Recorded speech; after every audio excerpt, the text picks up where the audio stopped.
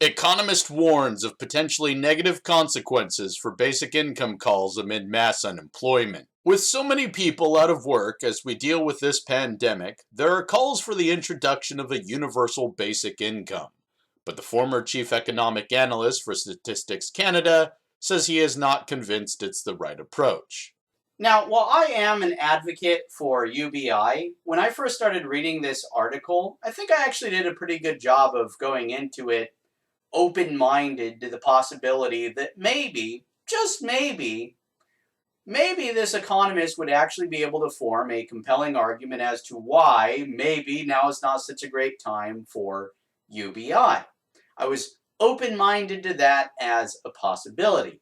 But now that I've actually read his argument, I can honestly say it's a terrible argument. Right? So what I'm going to do in this video is I'm going to show you what his argument is, and I'm going to explain what's wrong with it.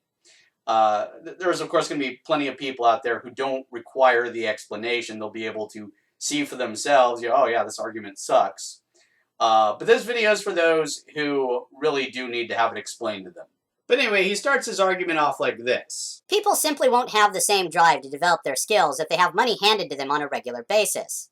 And since we know that this economist is attacking UBI, then evidently when he says that people won't have the same drive to develop their skills, what he really means is they're going to have less drive to develop their skills. Now, there's several problems with what was said there, but the first thing that occurred to me while I was reading it is that there's actually no realistic way in hell that receiving regular basic income payments is going to somehow make me lose drive in developing skills that I'm actually genuinely interested in developing.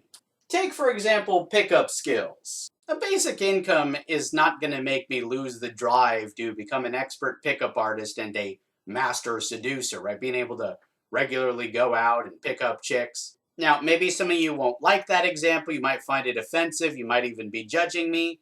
But that doesn't really invalidate my point that a basic income is not going to make me lose my drive to develop those skills. The notion that it would make me lose the drive to develop those skills would seem to imply that there's a monetary incentive for developing those skills. But there's not. I'm not doing it for money. In fact, that is true of the vast majority of the skills that I've developed in life. The vast majority of them, it was not for money, right? Learning how to walk, learning how to talk, learning how to read and write, how to swim, or ride a bike, or drive a car, beat this game, beat that game. So it seems to me that if someone's primary incentive for developing this skill or that skill is for money, well, maybe they really don't care all that much about developing that skill. And if someone gets a job associated with a skill that they've developed for money, well, there's a good chance that they're not actually going to be too happy in that job. They may even be downright miserable. Like me, for example. I hate my fucking job. Now, hypothetical scenario. Let's say I'm receiving a basic income of $1,000 per month. Is that going to be enough money for me to feel like, I can comfortably afford to quit my job and never work again, just live off $1,000 per month for the rest of my life? No, it's not going to be enough money. So even if I'm receiving a basic income of $1,000 per month for the rest of my life, I'm still going to want some additional income on top of that. But while I might not quit my stupid shitty job that I hate so much, a basic income may make me decide that I don't have to put in as many hours there, right? I can have more free time to go do things that I actually genuinely want to do, to develop skills that I actually genuinely want to develop. But on top of that, if I'm looking to work fewer hours, if there's someone that wants to work more hours, then they're available, right? They can have some of mine. In fact, if there's an unemployed person who comes to where I work, they're looking for work, right? They want a job. Well, if I'm trying to work fewer hours, then they're more likely to actually get that job. But of course, in recent times, a lifelong basic income of only $1,000 per month is not the only basic income that has been proposed. There are, of course, also those who are proposing that we do a basic income of $2,000 per month, but only for the duration of the unemployment crisis. Now, $2,000 per month would be a lot easier for many people to live off of than $1,000 per month. But if it's just a temporary thing, then there's not much incentive there to quit your job and just never work again. But of course, the whole reason there are people even talking about doing a temporary basic income for the duration of this unemployment crisis is because, while there are people like me putting in way too many hours at some shitty job, there's all sorts of other people who are losing hours or losing their job altogether. So they're going to need some kind of income. This guy's worried that giving those people a basic income is going to make them lose interest in developing skills to get a job that doesn't fucking exist at the moment? Keep in mind that if the basic income is temporary, then when the job comes back, the basic income goes away. So just to make sure we have things in perspective here, if you have a lifelong basic income of $1,000 per month, it's not enough regular income to render a job obsolete.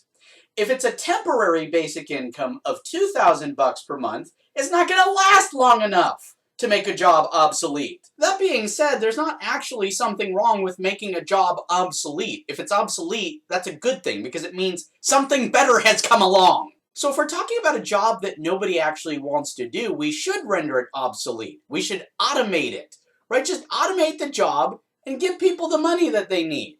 Or, well, actually, if we automate all the jobs that nobody wants to do, then we can actually render money itself obsolete, right? We can give people access to the things they need without a price tag because you don't have to pay machines.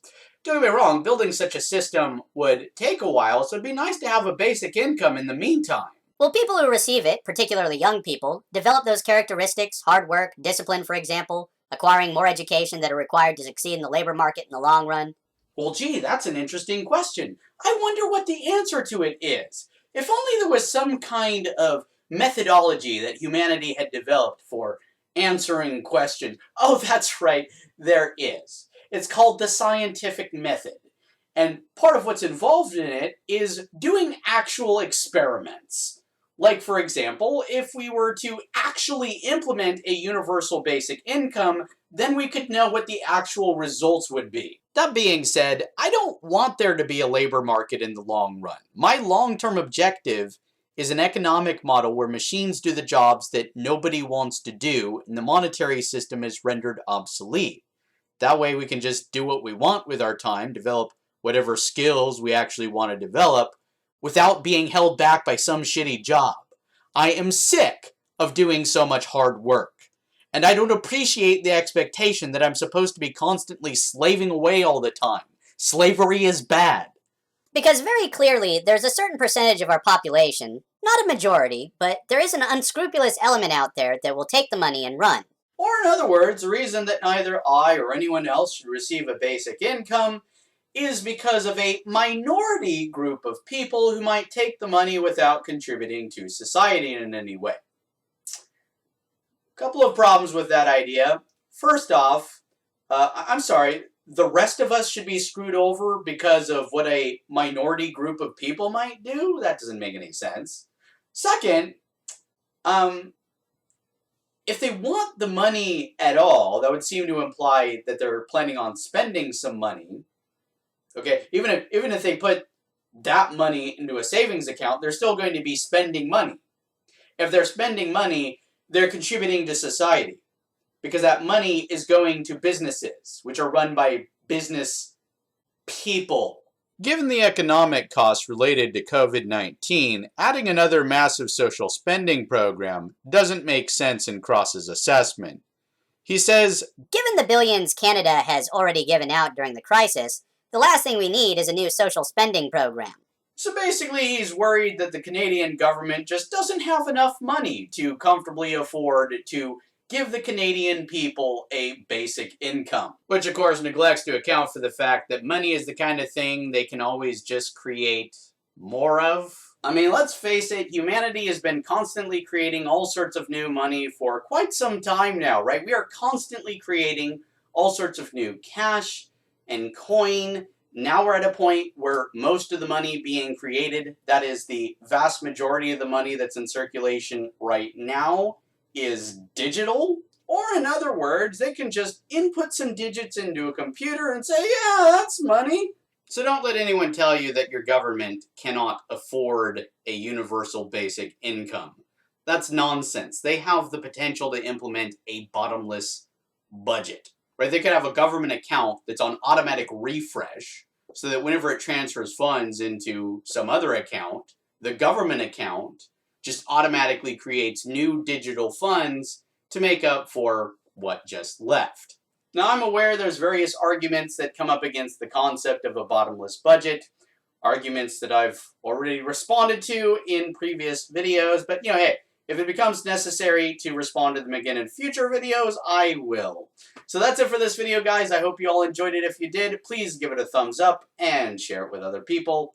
If you're interested in watching my future videos, please subscribe to this channel if you haven't already, and I'll see you all in the next one. So have a good one, guys, and peace.